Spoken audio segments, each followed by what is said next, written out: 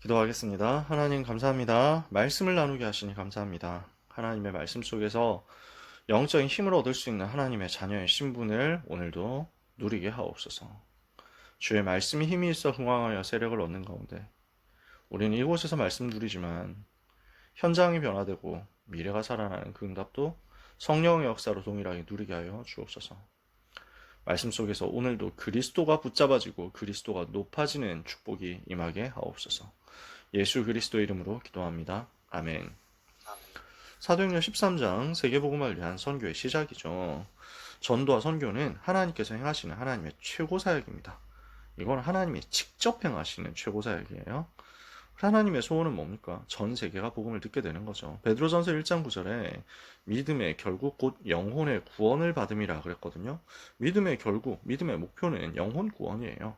디모데전서 2장 4절 그 영혼 구원을 모든 사람이 다 받는 것이 하나님의 소원이란 말이죠. 하나님은 모든 사람이 복음을 알고 복음을 받고 진리를 아는데 이르기를 원하신다 그랬어요.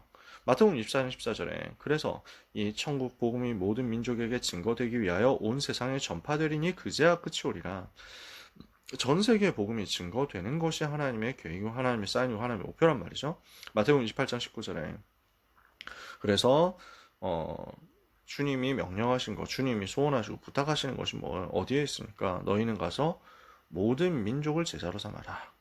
모든 민족에게 가는 거죠. 마가복음 16장 15절에는 만민에게 가서 너희는 온 천하에 다니며 만민에게 복음을 전파해라. 그래서 모든 족속 만민 땅끝 이게 하나님의 계획이고 하나님의 소원입니다. 이 일을 위해서 하나님은 어떻게 하십니까? 전도자를 세우셔서 하나님의 은혜 복음을 전하게 하시는 거죠. 하나님이 직접 하실 수도 있어요. 지금도 그런 일들이 나타납니다. 무슬림 현장에서 있죠. 선교사가 아예 들어갈 수 없도록 막혀있는 그런 현장 있죠. 여기에서 집단적으로 개종이 일어납니다. 예수 믿는 마을 단위로 예수 믿는 일들이 일어납니다. 이런 경우는 거의 대부분이 초자연적인 현상으로 역사에 일어났대요. 그러니까 그 마을 사람들이 모두 한꺼번에 같은 꿈을 꿨는데 예수 믿어야 산다. 이런 꿈. 그래서 무슨 이란 시골 마을 한 번도 전도자가 간 적도 없고 들어갈 수도 없는 그런 곳에도 하나님께서 직접 하시는 거예요. 그렇게 복음을 전하게 하시는 경우도 있습니다. 복음이 전해지게 하시는 경우도 있습니다. 하지만 대부분의 경우에 하나님은 세계복음화의 일을 위해서 전도자를 세우시고 그 전도자가 가서 주님이 원하시는 그 복음 전하는 일을 대신하기를 원하시고 그걸 계획하신 거거든요.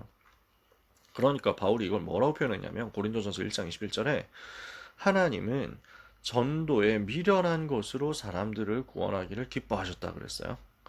아니 왜 전도가 미련합니까? 아까 생각해 보세요. 지금 주님이 전 세계 사람들의 꿈에 동시에 나타나시면 세계복음화는 한 큐에 끝나는 것 아닙니까? 근데 하나님은 미련한 방법으로 하신다니까요. 전도자가 준비되고 전도자가 결단하고 전도자가 현장 훈련받고 전도자가 들어가가지고 일일이 복음 전하고 그 걸음 걸어가서 237 나라 5천 종족을 다니고 그게 하나님 뜻이라는 거예요. 왜 그럴까요? 우리에게 복을 주시려고 전도자에게 복을 주시려고 우리가 직접 다 할 수 있거든요. 근데 하나님이 직접 다 하실 수 있거든요. 근데 하나님이 우리한테 맡겨주시잖아요. 왜냐? 그 하나님의 은혜 일에 동참하는 축복을 주시려고. 제가 아기 키워보니까 그렇더라니까요. 아빠가 다 해줄 수 있는데 일부러 아기한테 남겨놓는다니까. 아, 이거 조금만 도와줄래? 내가 힘이 없어서 그런 게 아니야. 그걸 도와줄래 해가지고 내가 해줄게 이렇게 했을 때 와 너무 고마워 너 너무 대단해 라고 칭찬해 주기 위해서 우리 하나님이 이걸 우리에게 전도자에게 맡기시는 거죠. 전도자 그럼 어떻게 하면 됩니까? 성령의 인도를 받아서 가면 됩니다. 그러면 하나님은 전도의 일을 직접 행하십니다. 그래서 우리가 하는 것도 아니에요. 전도자가 하는 것도 아니라니까. 전도자는 뭐 하면 되냐? 성령 인도 받아서 가기만 하면 돼요. 그럼 나머지 일은 하나님이 직접 하신다고. 하나님 자기 전도의 일을 직접 하신다고. 자기 은혜의 복음을 직접 증거하신다고요. 그 일이 벌어집니다. 마태복음 4장 19절에 나를 따라오너라 내가 너희를 사람 낚는 어부가 되게 할 것이다. 우리 주님 그렇게 약속하신 거예요. 사도행전 1장 8절 오직 성령이 너희에게 임하시면 너희가 권능을 받고 예루살렘 온 유대 사마리아 땅끝까지로 내 증인이 되어질 것이다. 하나님이 우리에게 주신 응답입니다. 그래서 오늘 우리는 전도와 선교를 마음에 품고 선교를 두고 기도하면서 그 시작을 위하여 성령 인도 받는 중요한 응답을 찾아내야 되겠습니다. 첫 번째입니다. 안디옥 교회가 성령 인도를 받고 선교사를 파송했죠. 사도행전 13장 1절 3절입니다. 안디옥 교회 선지자들과 교사들이 있었어요. 곧 바나바, 시몬과 니게르라 하는 시몬과 구레네 사람 루기오와 분봉왕 헤롯의 젖동생 마라연과 및 사울이라. 5명이에요. 선지자들과 교사들이죠. 다락방 사역자라고 우리가 생각하면 쉽겠죠. 5명인데 어떤 사람들입니까? 다 달라요. 바나바는 주님과 함께 훈련받았던 아마 70인 제자 중에 한 사람이었을 것이다. 초대교회 처음부터 전도운동 했던 사람이고 중요한 사역하면서 사도라고 먼저 일컬음을 받던 12사도 아닌데 사도라고 일컬음 받던 그 중에 한 사람이었죠. 그리고 시몬은 어떤 사람입니까? 니게르라고 했습니다. 그러니까 니게르라는 말을 함부로 하면 안 됩니다. 요즘 인종차별처럼 들리거든요. 이게 흑인 뭐 이런 말이죠. 니거, 검다 이거 진짜 무서운 말이잖아요. 이런 말 함부로 하면 안 되거든. 그러면 시몬이 어떤 사람이었냐? 흑인이었을 수도 있고 아니면은 그냥 얼굴이 검어서 별명이었을 수도 있습니다. 우리는 자세히 알 수 없지만 굉장히 특이한 사람이었다. 그냥 이질적인 그런 부분이 있었다라는 것을 알 수 있죠. 구레네 사람은 루기오니까 북아프리카 키레나이카 지역 출신입니다. 마나엔이라는 사람은 분봉 왕 헤롯의 첫 동생이에요. 유모가 같았단 말이죠. 같은 유모에게서 자랐다라는 말입니다. 그러면은 왕족 아니면 귀족이었다는 얘기겠죠. 그런 사람이에요. 그리고 사울입니다. 어떤 사람이에요? 아주 엘리트 출신이면서 복음을 막던 핍박자였는데 복음 받고 완전 뒤집어진 전도자죠. 이렇게 다양한 사람들이 다양한 배경과 다양한 실력을 가진 사람들, 이 사람들이 한 팀으로 지금 묶인 거예요. 복음 때문에, 전도 때문에. 오직 복음, 오직 전도 때문에 한 팀이 됐어요. 그러니까 너무 귀하죠. 현장에서 인도받고 있는 이 전도자들이 주를 섬겨 금식할 때 성령께서 지시하십니다. 내가 불러 시키는 일을 위하여 바나바와 사울을 따로 세워라. 그래서 그들이 금식하며 기도하고 바나바와 사울 두 사람에게 안수하여 그들을 선교사로 파송하게 된 것입니다. 이것이 하나님이 가장 기뻐하시는 선교를 위하여 선교사를 파송한 역사상 최초의 사건이었어요. 선교는 뭡니까? 전도는 복음 전하는 거죠. 내가 가진 복음이 다른 사람에게 나타나고 다른 사람에게 전달되는 것. 나와 함께 하시는 그리스도가 다른 사람에게 증거되는 것이 전도라면 선교는 똑같은 것이 다른 문화권에 전달되는 것입니다. 이런 똑같은 일이 다른 문화권에서 행해지는 것. 같은 문화권에서 행해지는 것을 전도라고 하고 다른 문화권에서 행해지는 것을 선교라고 하거든요. 그래서 우리는 주로 선교라고 했을 때는 해외 선교를 많이 생각을 하죠. 그러면 해외 선교를 두고 선교사를 파송한 일이 있었느냐? 선교사로 간 사람들이 있었죠. 요셉이 선교사로 갔잖아요. 애굽에. 또 뭐 어떻습니까? 다니엘과 세 친구 선교사로 갔잖아요. 바벨론에. 그러면 이 사람들 어땠습니까? 사실은 스스로 간 게 아니었어요. 본인들이 안 가려고 애를 쓰고 버틴 건 아니죠. 근데 그런 것들을 상상도 못하고 있었는데 하나님께서 노예로 보내셨잖아요. 포로로 보내셨잖아요. 그래서 가서 선교를 하게 됐거든요. 그러니까 해외 살려야 되겠다, 세계 살려야 되겠다, 강대국 살려야 되겠다 이렇게 해서 직접 들어간 사람들이 아직까지 없었단 말이지. 이 일을 위해서 선교사를 우리가 보내자 이런 일이 없었단 말이죠. 근데 안디옥 교회가 그 응답 받은 거예요. 선교사를 파송해야 되겠다. 하나님 주님 가장 원하시는 게 세계 선교니까 이를 위해서 선교사를 보내야 되겠다. 선민 사상의 틀과 모든 한계를 넘어서서 유대 모든 전통과 풍습 넘어서서 선교사를 파송하는 일이 제일 먼저 벌어졌습니다. 이게 하나님이 제일 기뻐하시는 일이죠. 그래서 우리는 이 응답을 계속 받아야 되겠습니다. 우리는 가든지 아니면 보내든지 하는 거죠. 그래서 선교사로 가거나 아니면 선교사를 보내거나 go or send입니다. 이것을 하나님이 가장 기뻐하시는 것을 여러분이 믿으시고 누리시길 바랍니다. 두 번째, 이렇게 파송된 바울과 바나바를 통해서 무슨 일이 벌어집니까? 제일 먼저 구브로 지역으로 들어가요. 배 타고 구브로로 갑니다. 바나바와 사울이 성령 인도를 받고 구브로라는 섬, 키프로스죠. 그래서 이 키프로스 섬 지금도 있지만 유명한 그 큰 섬입니다. 그래서 시리아와 터키 이쪽에서 이제 시리아 서쪽, 그 다음에 터키 남쪽 이렇게 해가지고 선 끄면 두 개 만나는 곳이 이제 키프로스 섬이에요. 아마 동지 중에서 제일 큰 섬일 겁니다. 요 섬이 그래서 이 복음 요 섬이 이제 바나바와 사울이 처음으로 들어간 선교 현장이었단 말이에요. 여기 들어가서 유대인의 여러 회당에서 복음을 전했습니다. 그렇게 하는 가운데 온 성 가운데로 지나서 바보라는 도시에 이르렀습니다. 바보, 그래서 파포스라는 도시입니다.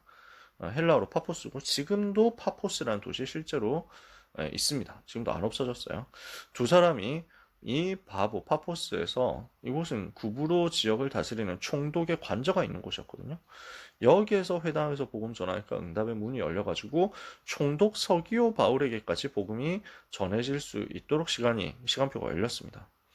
그러니까 박수 엘루마가 이걸 방해하거든요. 그래서 이 사람 박수라는 말은 남자 무당이라는 말이죠.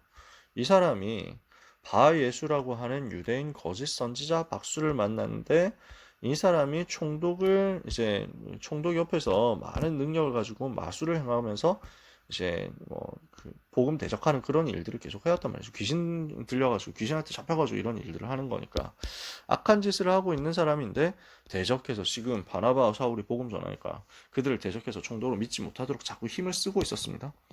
그랬더니 어떻게 해요? 바울이라고 하는 사울이 여기서부터 이제 누가는 표현을 바꿉니다. 이름을 사울이라고 하지 않고 바울이라고 이름을 바꿔요. 왜냐하면 선교가 시작되니까. 그래서 세계 선교가 시작되었으니 이제는 세계 선교에 맞는 로마식 이름을 쓰겠다라고 해가지고 여기서 바꾸는 거죠. 바울이라고 하는 사울이 성령이 충만할 그를 주목하고 이르되 뭐라고 합니까? 모든 거짓과 악행이 가득한 자여 마귀의 자식이요 모든 의의 원수여 주의 바른 길을 굽게 하기를 그치지 아니하겠느냐 언제까지 계속 굽게 하겠느냐 보라 이제 주의 손이 너의 위에 있으니 네가 맹인이 되어 얼마 동안 해를 보지 못하리라. 영적 권세를 사용해서 흑암을 꺾어버린 거예요. 이렇게 되니까 어떻게 됩니까?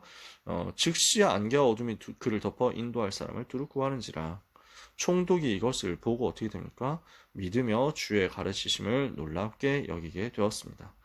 구브로 섬을 살리는 중요한 응답의 문들이 흑암이 꺾이면서 총독이 복음받고 살아나면서 열리게 된 거죠. 우리가 성령 인도받고 현장 들어가면 하나님이 예비해 놓으신 이 현장이 발견됩니다. 우리가 성령의 충만함을 받고 흑암을 꺾어버리면 응답에 지속할 전도의 문들이 계속 열리게 될 것입니다. 이 응답을 우리는 선교 현장에서 전도 현장에서 찾아내야 되겠죠. 세 번째입니다. 바울과 바나바를 통해서 이제 비시디아 안디옥과 주변 지방의 복음이 퍼지게 돼요. 사도행전 13장 뒷부분이죠. 이 부분은 은근히 메시지에서 많이 안 나오는데 굉장히 중요한 내용들입니다. 13절에 바울과 및 동행하는 사람들이 바보에서 배 타고 밤빌리아에 있는 버가에 이르렀습니다. 그때 마가 요한이 같이 가고 있었는데 여기서 떠나서 예루살렘으로 돌아갔어요. 그리고 바나바와 바울은 이제 버가에서 더 올라가서 육로로 가서 비시디아 안디옥에 도착했습니다. 여기에 가서 어떻게 합니까? 늘 하던 대로 앞으로도 계속 이렇게 하겠지만 안식일에 회당에 들어갑니다. 그래서 뭘 합니까? 율법과 선지자의 글을 읽은 후에 이 메시지를 가지고 이 구약 성경의 이 내용을 가지고 길게 복음을 전합니다. 이게 지금 16절부터 쭉 나와서 성경의 사도행전 13장 16절에서 43절까지 42절까지 쭉 내용, 41절까지 쭉 계속되는 내용입니다. 설교 내용이에요. 그래서 바울이 설교하는 내용이 이제 사도행전에 몇 군데 기록되어 있는데 그 중에 복음 전하는 내용으로서 제일 길게 되어 있는 내용이 13장 9절이거든요. 13장에 있는 요 구절들이거든요. 그러면은 이 다음에는 왜 안 나오냐면 요 다음에 나오는 내용들은 앞에서 비시디아 안디옥 그 복음 전할 때 했던 설교 내용 그대로이기 때문에 반복할 필요가 없는 거죠. 읽는 데오빌로의 입장을 생각할 때 앞에서 설교했던 그 내용 이하 동문으로 계속 설교했어 라고 전달이 되면 되니까요. 그래서 여기 나오는 메시지가 바울이 어떻게 복음 전했느냐 하는 것으로 굉장히 중요한 내용이거든요. 근데 요약하면 이거예요. 구약의 예언대로 오신 메시아가 바로 예수님이다. 예수님이 바로 그리스도다. 그것을 전한 겁니다. 예수님이 그리스도시고 그분은 십자가에서 죽으시고 부활하심으로써 인생의 모든 문제를 해결하시고 우리를 구원하셨다. 누구든지 그를 믿으면 하나님 자녀되는 것이다. 이것을 정확하게 전달한 거죠. 이렇게 했더니 어떻게 됩니까? 많은 유대인들이 두 사도를 따르게 되었습니다. 회당의 모임이 끝난 후에 유대인과 유대교에 입교한 경건한 사람들이 많이 바울과 바나바를 따르게 되었습니다. 두 사도가 더불어 말하고 항상 하나님의 은혜 가운데 있으라 권했어요. 그 다음 안식일 되니까 온 시민이 거의 다 하나님의 말씀 듣고자 해서 모였어요. 그러니까 이번에는 많은 유대인들이 두 사도를 따랐지만 또 반대로 이것을 반대하는 유대인들도 있었단 말이에요. 그래서 예수 믿어야 되겠다, 예수가 그리스도구나 하는 유대인들도 있는 반면에 우리는 그거 절대 인정 못한다, 저거 완전 이단이다, 이렇게 해가지고 방해하고 비방하고 핍박하는 사람들도 나오는 겁니다. 유대인들이 그 무리를 보고 시기가 가득하여 바울이 말한 것을 반박하고 비방해요. 그러니까 어떻게 됩니까? 바울과 바나바가 담대히 말합니다. 하나님의 말씀을 마땅히 먼저 너희에게 전해야 되겠지만, 그래서 너희가 지금까지 너희에게 이 복음을 전했지만 너희가 그것을 버리고 영생을 얻기에 합당하지 않은 자로 자처했다. 우리는 이제 이방인에게로 가겠다. 주께서 이같이 우리에게 명하셨는데 내가 너를 이방의 빛으로 삼아 너로 땅끝까지 구원하게 하리라. 이렇게 하신 것 아니냐. 이사야 선지자의 그 말씀을 인용하는 거죠. 이렇게 되었더니 그들을 떠나서 이방인으로 갔어요. 그랬더니 어떻게 됩니까? 48절 유명한 구절인 사도행전 13장 48절, 이방인들이 듣고 기뻐하여 하나님의 말씀을 찬송하며 영생을 주시기로 작정된 자는 다 믿더라. 오늘 하나님이 이 역사를 우리에게 허락하시는 것을 오늘도 우리는 믿고 기도하면 됩니다. 영생 주시기로 작정된 자 현장에 있습니다. 예비된 영혼들이 있어요. 우리가 잘나서 그 사람들이 복음 받는 게 아닙니다. 우리가 못나서 복음 전했는데 역사 안 일어나는 게 아닙니다. 영생 주시기로 작정된 자가 있으면 누가 가서 전해도 사는 것이고, 영생 주시기로 작정된 자가 없으면 누가 가서 전해도 안 되는 겁니다. 괜찮아요. 우리가 할 일은 다 하는 거예요. 우리가 하는 것은 복음을 전하는 것까지입니다. 그 이후의 일은 주님이 하십니다.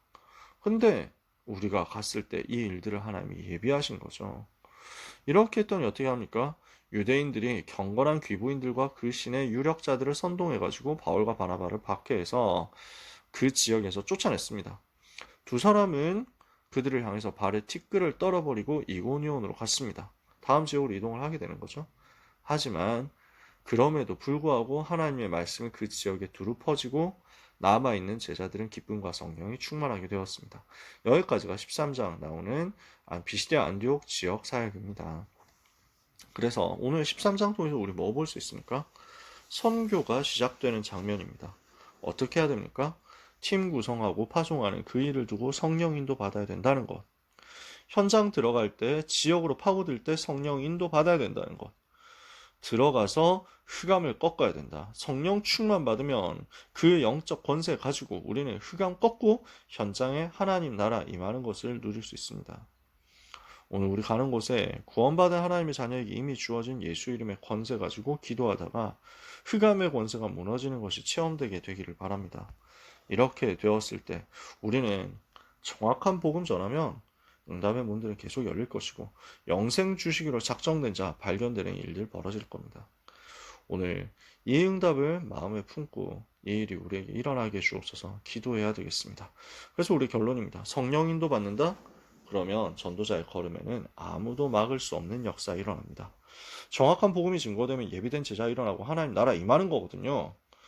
복음이 정확하게 전파되면 우리가 할 수 있는 일은 거기까지예요. 진짜 성령 인도 받고 성령 충만 받아서 흑암 꺾고 정확한 복음, 예수가 그리스도라는 정확한 복음을 성경대로 전하면 됩니다.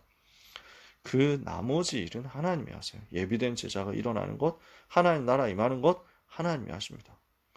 이렇게 할 때 전도자의 걸음마다 흑암이 결박되고 하나님 나라 임하는 일이 벌어질 겁니다. 마태복음 12장 28절 19절. 내가 만일 하나님의 성령을 힘입어 귀신을 쫓아내는 것이면 하나님의 나라가 이미 너희에게 임하였느니라.